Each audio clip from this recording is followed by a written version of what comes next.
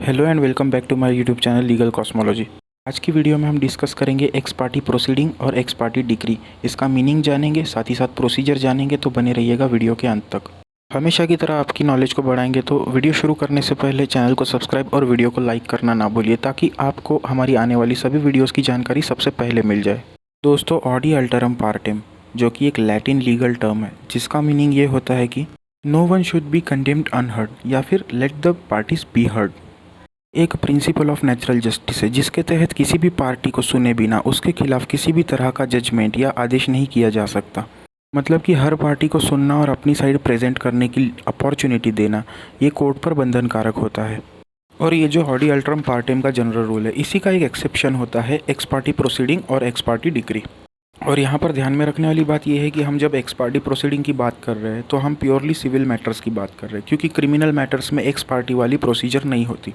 हालांकि कौसी criminal matters में x party की प्रोविजन होती है, लेकिन आज हम उसकी बात नहीं कर रहे, हम सिविल मैटर्स की बात कर रहे हैं। मान लीजिए आपने कोई सिविल कोर्ट में एक मैटर फाइल कर रखा है। उस मैटर में आप प्लेंटिफ है।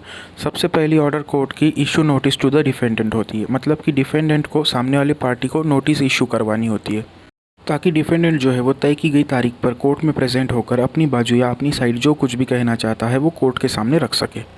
और यदि डिफेंडेंट नोटिस सर्व्ड होने के बावजूद भी तय की गई तारीख पर कोर्ट में प्रेजेंट होकर अपनी बात नहीं रखता, मतलब कि कोर्ट में प्रेजेंट नहीं होता, ऐसे में प्लेंटिफ अपनी तरफ से डिफेंडेंट को एक्स पार्टी करने का एप्लीकेशन कोर्ट में फाइल कर सकता है। और एक्स पार्टी का मीनिंग ये होता है कि फ्रॉम द वन साइड, मतलब कि एक ही साइड की तरफ से अब सुना जाएगा, क्योंकि दूसरी साइड की जो पार्टी है उनको रीजनेबल अपॉर्चुनिटी देने के बाद भी वो कोर्ट में आकर अपनी बाजू नहीं रखना चाहते। कुल मिला के in short x party proceeding का मतलब ये होता है कि दूसरी पार्टी को सुने बिना प्रोसीड होना या फिर केस को आगे बढ़ाना। और सिविल प्रोसीजर के ऑर्डर 9 रूल 6 प्रोवाइड करते हैं प्रोविजन एक्स पार्टी प्रोसीडिंग के लिए। इसके तहत कोर्ट को यह अधिकार होता है कि अगर कोई डिफेंडेंट समय के रहते अपनी बाजू को कोर्ट के सामने पेश नहीं करता, तो कोर्ट उसके खिलाफ एक्स पार्टी प्रोसीडिंग का आदेश कर सकती है। कि एक्स पार्टी का ऑर्डर होने के बाद भी अगर डिफेंडेंट कोर्ट में नेक्स्ट डेट पर प्रेजेंट होकर कोर्ट को ये सेटिस्फाइड करता है कि कोई रीजनेबल कॉज की वजह से वो कोर्ट में प्रेजेंट नहीं हो सका, तो कोर्ट अपने ही ऑर्डर को, मतलब कि एक्स पार्टी के ऑर्डर को सेट असाइड कर सकता है।